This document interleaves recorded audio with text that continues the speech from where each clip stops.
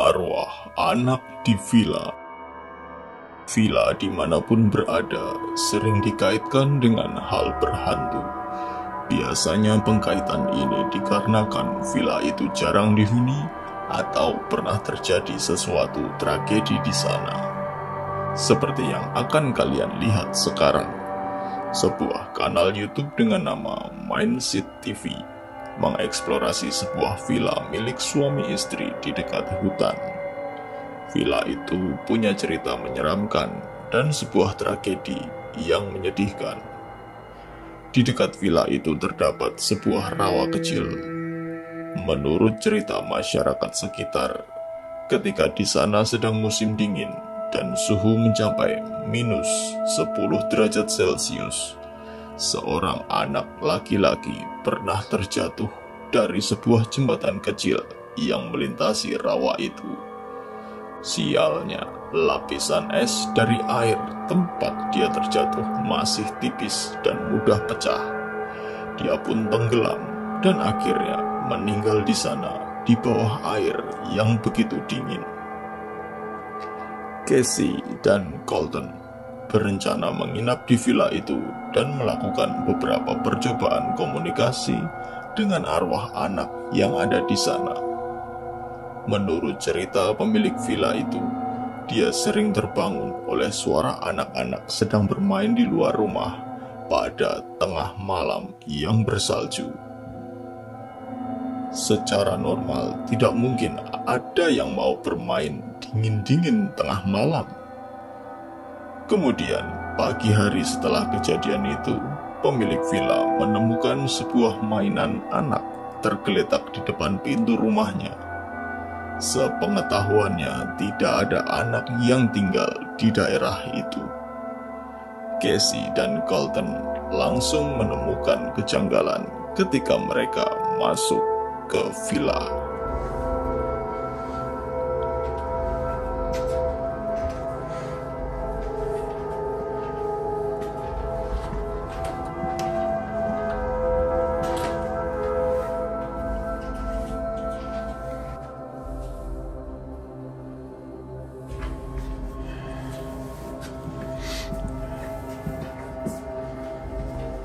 Cool looking place.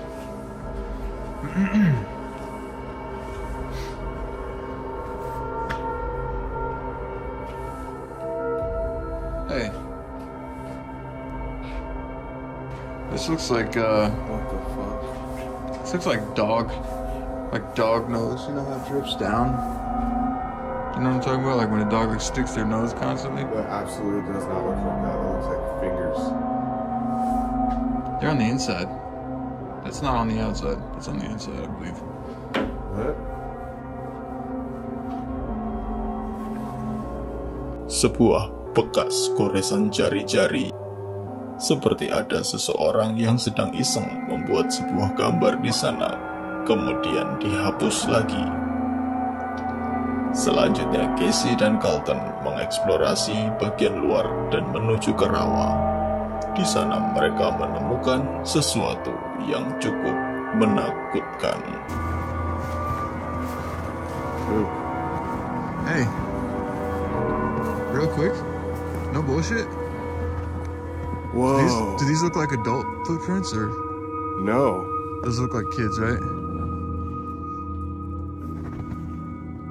Mereka menemukan jejak kaki yang berukuran kecil, seperti jejak sebuah sepatu boot milik anak-anak.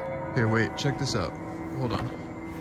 I just want to do this for the view's sake. Here, look.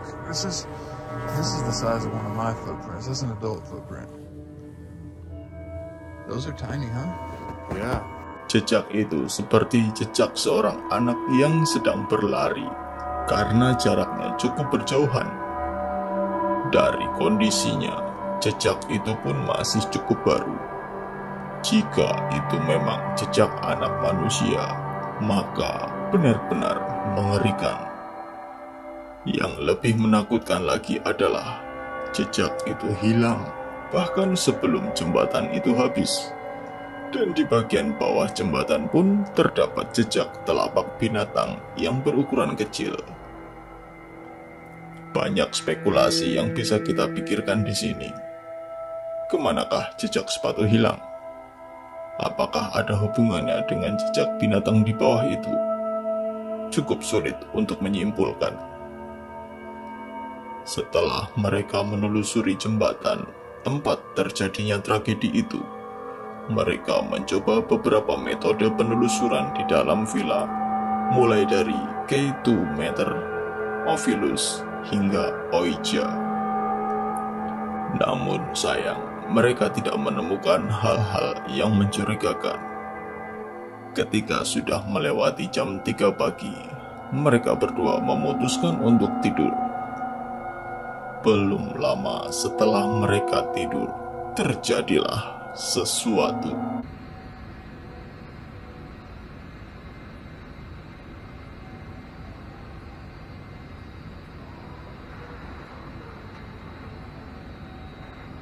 You hear that? Yeah.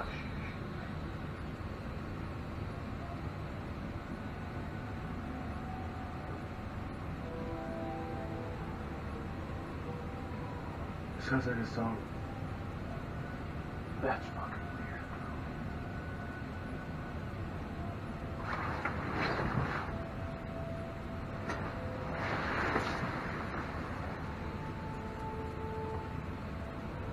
That's weird, dude. We should get the flashlight. That's weird. Kalian mendengarnya. Suara anak-anak sedang bernyanyi dari luar rumah. Padahal saat itu hari masih gelap dan begitu dingin di luar. Anak siapa yang melakukan hal gila itu?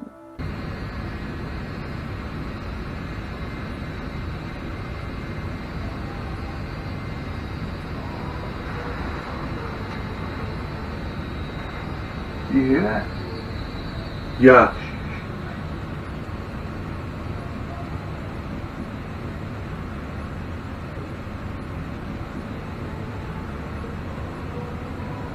Sounds like a song. That's fucking weird, bro.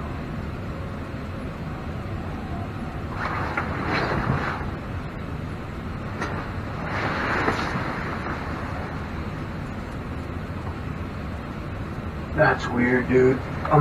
We should get the flashlight. That's weird. Ketika mereka mencoba melihat keluar untuk mencari tahu, mereka menemukan sesuatu yang aneh yang lainnya. That's fucking creepy, bro.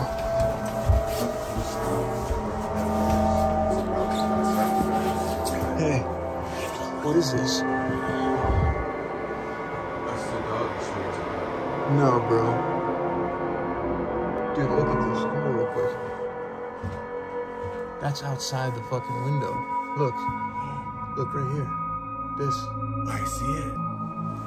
Is there any more? Oh, bro. Dude, they're all over the place. Is there? Yeah. This whole bottom. Oh, dude, that's fucking crazy. What the fuck? Jejak telapak tangan berukuran kecil berbekas dari luar jendela. Hal ini menguatkan keyakinan mereka bahwa yang mereka dengar ketika mereka tidur tadi sungguh-sungguh itu adalah anak-anak. Hantu atau bukan belum bisa dipastikan. Tetapi tetap saja sebuah hal yang gila jika jam 4 pagi ada seorang anak bermain di luar ketika masih subuh dan dengan suhu yang sangat dingin. Setelah mereka menemukan jejak itu, Casey melihat sesuatu yang menyeramkan. Hey, cut the light. Dude, I swear to God, I just saw something run past, like, outside. Something moved. What is that? Do you see that right there? Dude.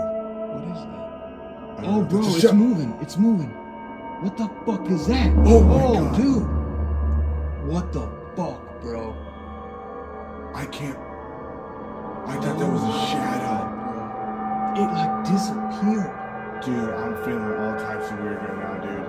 Dari jendela sangat jelas terlihat ada sesosok hitam berdiri di jembatan rawa. Dan tak lama setelah itu, dia berlari ke arah hutan. Dari ukurannya, sosok itu seperti seorang anak laki-laki berambut pendek. Apakah sosok itu yang usil mengganggu villa? Jika kalian tertarik untuk melihat investigasi selengkapnya, jangan ragu untuk mengunjungi kanal mereka, Mindset TV.